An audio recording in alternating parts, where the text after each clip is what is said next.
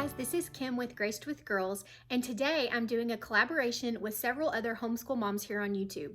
This collaboration is being hosted by Jamie over at Simply Living It, and so I'll have the link to the playlist of those videos in the description box below, and when you're done watching this video, hop on over and go check out their videos too.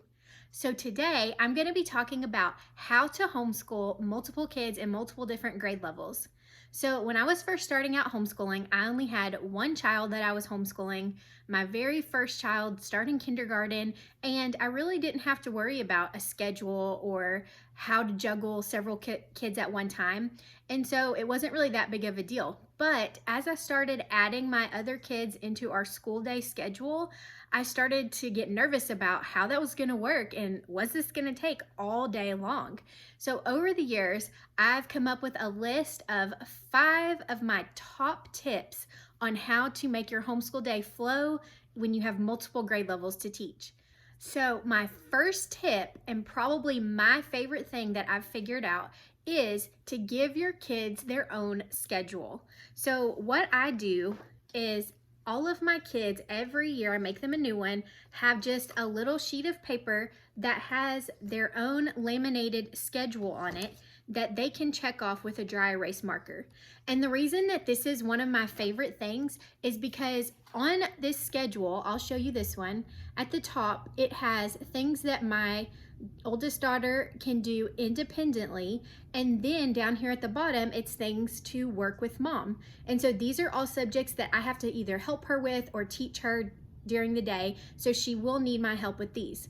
But the reason that these are so great, this list right here, is because when I'm homeschooling another child, I need them to be independently working on things. And a lot of times, if they don't have a visual schedule of things that they could be doing on their own, they're just not doing anything. They are either sitting there or they're coming to you every 5 minutes and saying, "Mom, what do I do next?" So having this list of independent things that they can do on their own really helps our day to flow so much smoother. So the way we use it in our homeschool is as soon as we're done with our morning basket, which if you haven't seen my video on that, I'll link it up above for you.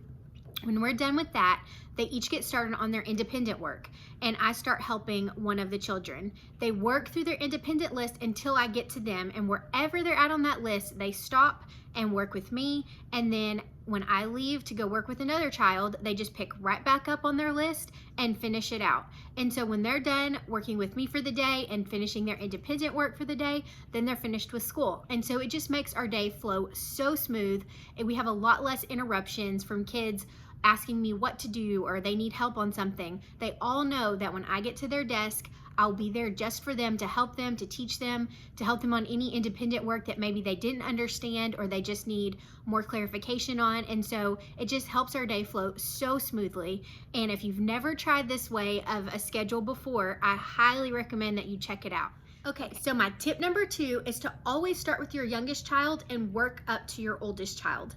The reason that this is important is because younger children can't do much independent work on their own, if any. My preschooler really doesn't do any work completely on her own, and that's totally fine. It's totally normal, but I want to make sure that she gets my time and attention first during the day. So we do all of her fun preschool work and activities first, and then when she's done, I say, "Good job, you're done. Now you get to go play for the day." And then she's ready to be off on her own playing because she's had my individual time and attention already for the morning.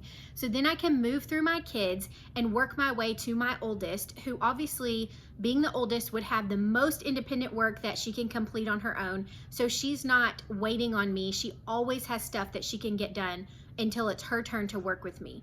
Okay, so tip number 3 is group subjects. That's one of the things I love most about homeschooling, is that we get to do subjects together as a family. So the things we do together as a family are Bible, read-alouds, history, and science. For history and science, the way that works is you teach all of your kids the same history or science lesson. Now, the older kids are obviously going to get the most out of the history or science lesson, and the littler kids may not get as much, but they're always listening and they're always going to get something out of it. Then when you're done teaching the lesson, they each have individual assignments based on their grade level and ability that they work through that go along with your lesson. So that is so much fun. I love doing group subjects. and it just makes our day flow so much better. I don't have to teach 4 different histories and 4 different sciences. That would literally take all day. So that is my tip number 3, and it is a great one. So my tip number 4 is to always have some sort of learning activities or games that the children can do on their own, or maybe with just 1 or 2 of them together. And the reason that I like to have this to help our school day with multiple kids is because even though I do give them a list of independent activities that they can do on their own, every once in a while they get those completed before I have a chance to work with them. So I keep a closet full of learning games and activities that they know they can pick from if they're still waiting on me. So I'm going to show you a few of the games that we have that my kids like to play. The first one is this Tango's Junior game, and they can play this completely on their own, so it's a great one to have, and it has different levels of difficulty, so even my preschooler likes to play this one. So what it has are these little cards that you put on the board, and like this is the beginner one, and my preschooler can do these, and then they get progressively harder. This is the intermediate one, and then this is the advanced one.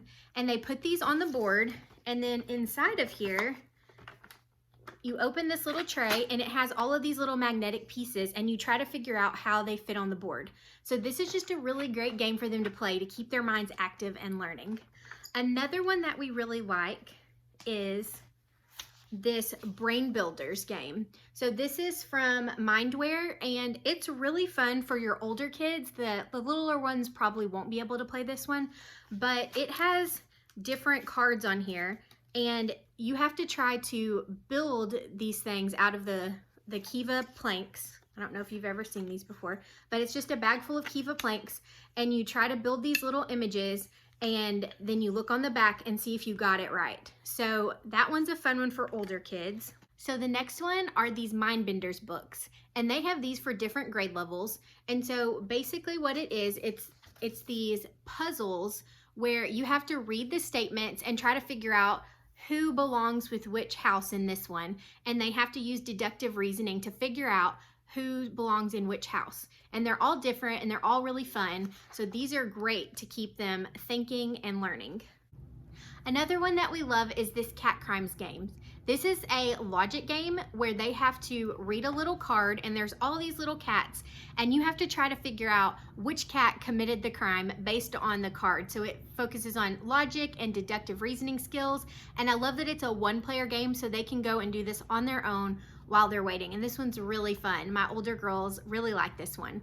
So this one's for ages 8 and up. So those are just a few of the games that we have in our closet that they can go grab from if they need an activity to do while they're waiting on me. Okay, so my tip number 5, and this really goes for any homeschooler, whether you have one child or multiple children, is don't be afraid to tweak your schedule.